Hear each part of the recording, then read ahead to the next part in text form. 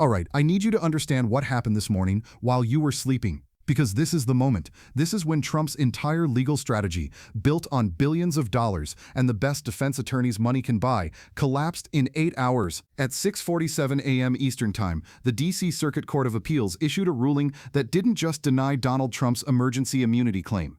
They obliterated it. Completely. Unanimously. With language so definitive that legal experts are calling it the most significant moment in this entire prosecution. If you want to understand what just happened and why every legal exit is now sealed, subscribe right now. Turn on notifications, because the next 70 days will determine whether a former president of the United States goes to prison, and you need to be here for every development. Let me walk you through the timeline, because the speed tells you everything about how weak Trump's arguments actually were. 11 p.m. last night, Trump's legal team files an emergency application for a stay with the D.C. Circuit. They're asking the court to pause everything while they appeal immunity questions. Standard delay tactic. They've used it dozens of times. Normally, courts take days to respond to emergency applications, sometimes weeks. They schedule briefings. They request oral arguments. They deliberate. They draft opinions. The whole process is designed to be thorough, careful, methodical. This morning, 6:47 a.m. Less than 8 hours later, the court responds. Not with a request for more briefing, not with questions, with a complete, total, unanimous rejection. Per curiam. That's the legal term. It means by the court. All 3 judges. No individual authorship. No dissenting opinions. Complete agreement. When a federal appeals court issues a per curiam opinion in under 8 hours on an emergency application, they're sending a message, and that message is, your arguments are so weak, so frivolous, so lacking in legal merit that we don't need more time. We don't need oral arguments. We don't even need to debate this among ourselves.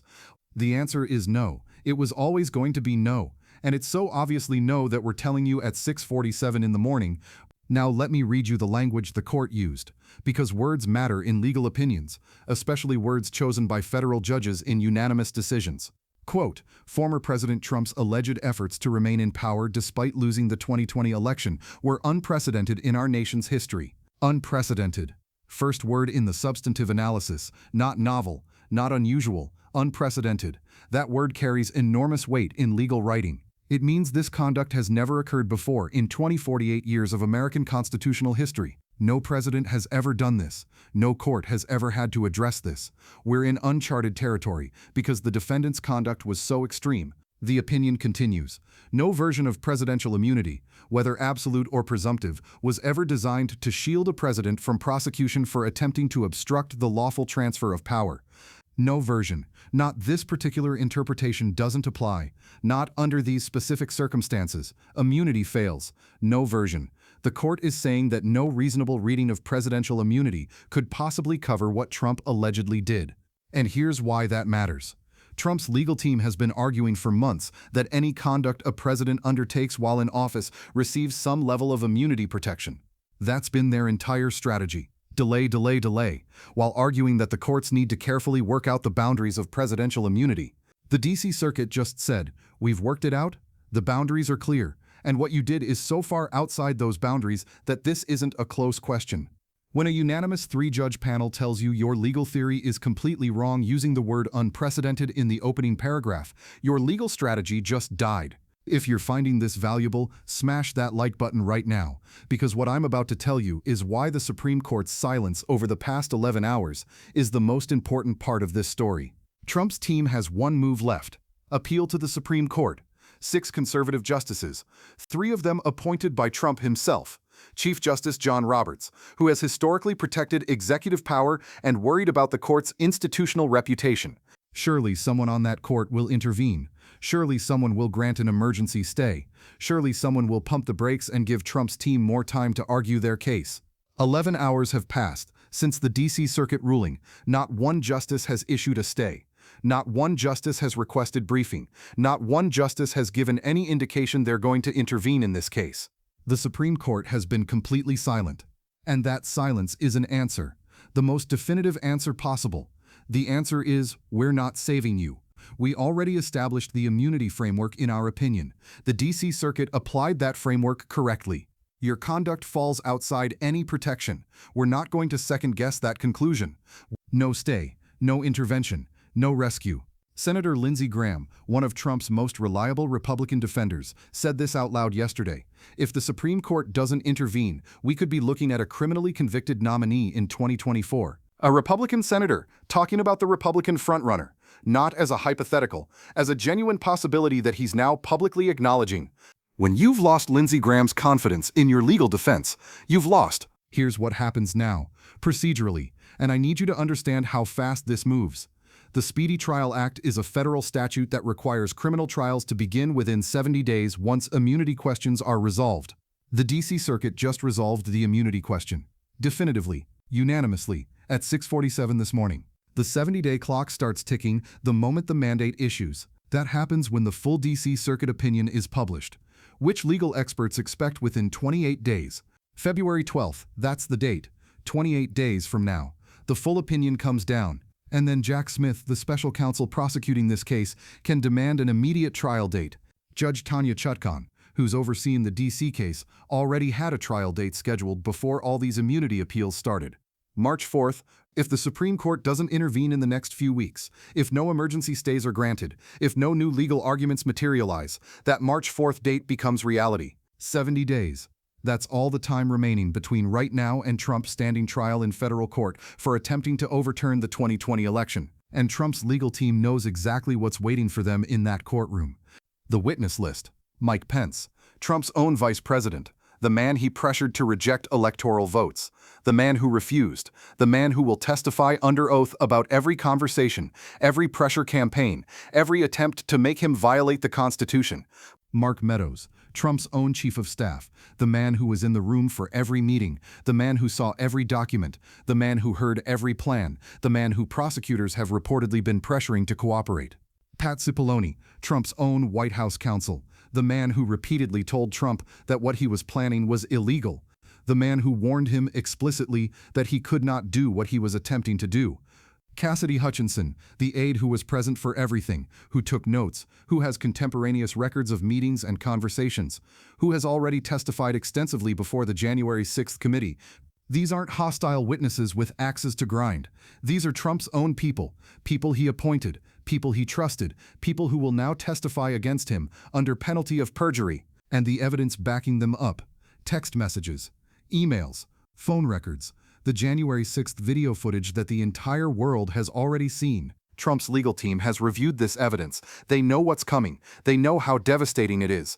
That's why they've spent the past year fighting so hard to avoid trial. Every delay tactic, every immunity claim, every procedural motion, all of it was designed to push the trial past the election, hoping that if Trump wins, he can make it all go away. That strategy just died at 6:47 this morning. Now, Trump's response to all of this has been exactly what you'd expect. An endless stream of Truth Social posts, all caps, attacks on Judge Chutkan, claims of election interference, warnings to his supporters. And then came the post that should alarm everyone. Quote, "If these witch hunts don't stop, our country will face problems the likes of which we've never seen." Read that carefully. A former president facing criminal prosecution for attempting to overturn an election is threatening civil unrest if the prosecution continues. This isn't political rhetoric. This is potential witness intimidation. This is potential obstruction of justice. And every single post becomes evidence. Every attack on Judge Chutkan, every threat against witnesses, every inflammatory statement designed to prejudice the jury pool, all of it gets screenshotted, time-stamped, archived, and handed to prosecutors who are building a real-time obstruction case. Trump cannot stop himself, and every word he types strengthens the case against him. Washington, D.C. right now looks like a city preparing for siege. Capitol Police on high alert. Security barriers going up around the federal courthouse.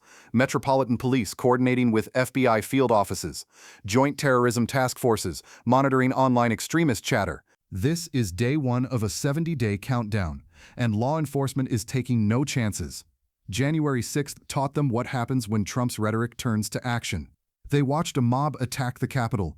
They watched officers beaten. They watched windows shattered and chambers breached. They are determined not to be caught off guard again. FBI threat assessments have been elevated. U.S. Marshals are preparing enhanced courtroom security. Protective details for prosecutors, witnesses, and Judge Chutkan herself have been activated. The trial hasn't even started yet, and the security footprint already rivals a presidential inauguration. Let me tell you what Trump is actually charged with, because the specifics matter. 4 federal counts: conspiracy to defraud the United States, conspiracy to obstruct an official proceeding, obstruction of an official proceeding, conspiracy against rights. These aren't ambiguous policy disputes. These are crimes with elements that must be proven beyond reasonable doubt, and the elements are straightforward. Did Trump knowingly make false statements about election fraud? The evidence suggests yes. His own attorney general told him the claims were baseless. His own campaign lawyers told him he lost. His own data team told him the numbers didn't support his claims. Did Trump attempt to obstruct the certification of electoral votes? The evidence suggests yes. The phone call to Georgia officials, the pressure on Pence, the fake elector scheme, the January 6th rally and what followed. Did Trump conspire with others to accomplish these goals? The evidence suggests yes.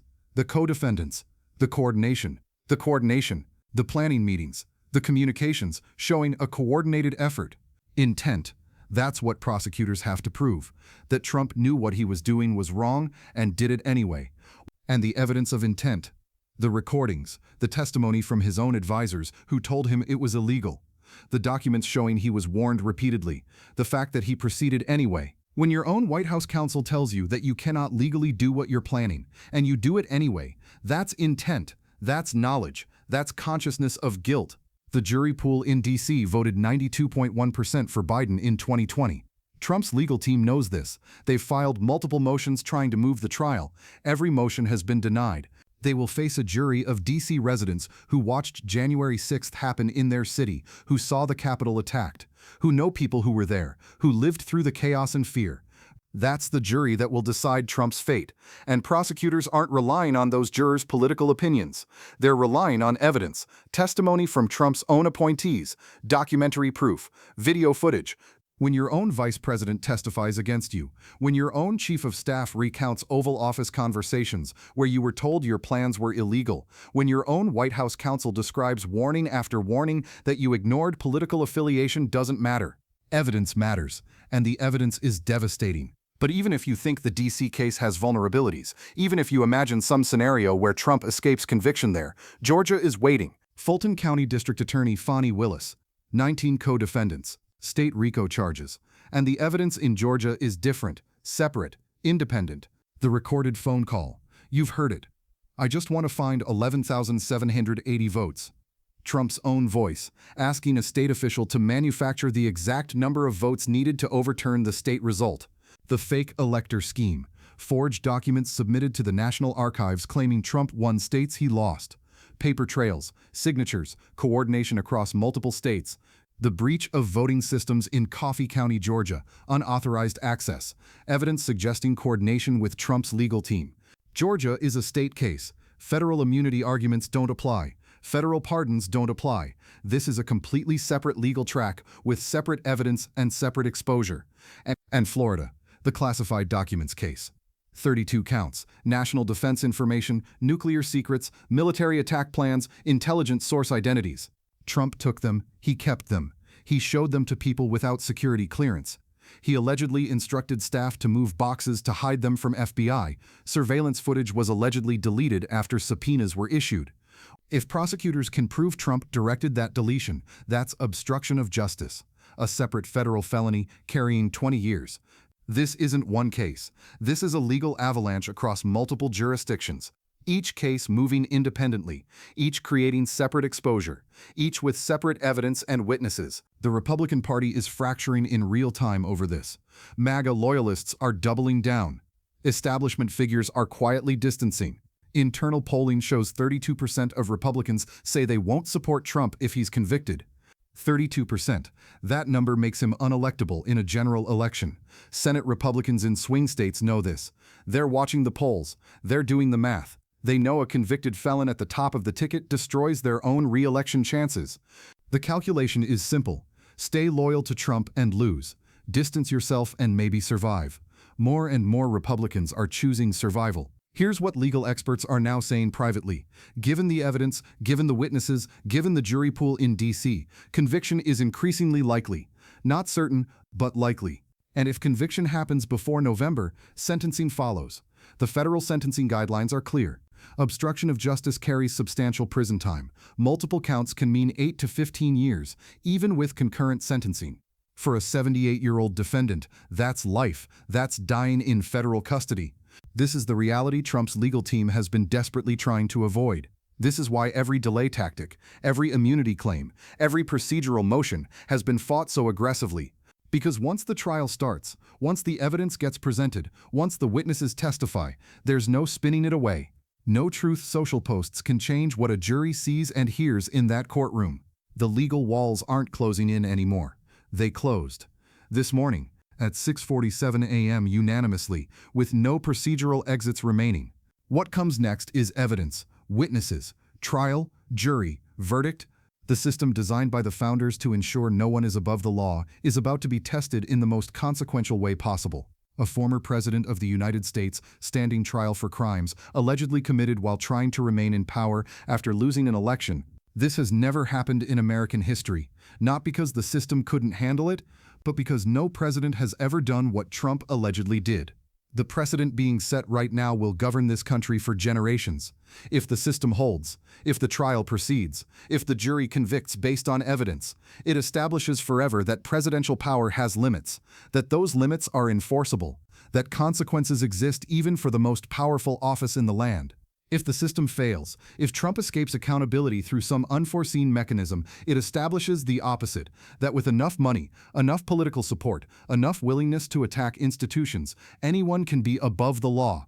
That's what's at stake. Not just Trump's fate, the principle that the law applies equally, the idea that evidence and truth matter more than power and money. 70 days. That's the window. 70 days until we find out which version of America we actually live in. Subscribe to this channel right now. Turn on notifications. The next development could break at any moment, and you need to be here when it does. Drop a comment. Do you think Trump faces trial before the election? Do you think a DC jury convicts? Do you think the system holds? Share this with someone who needs to understand that the legal situation just fundamentally changed, that every exit is sealed, that the countdown has begun. The DC Circuit spoke at 6:47 a.m. unanimously, definitively. The Supreme Court has been silent for 11 hours. That silence is the loudest answer they could give. No rescue is coming. No procedural escape exists. No immunity protects him. No delay tactic remains. What's left is evidence. And the evidence leads to a courtroom. And in that courtroom, a jury will decide. 70 days. The clock is ticking. The trial is coming.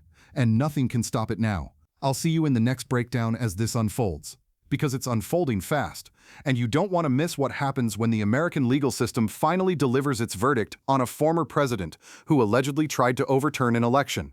The walls are closed, the exits are sealed, the countdown has begun. Stay with this story. It's the most important legal moment in modern American history, and we're living through it right now.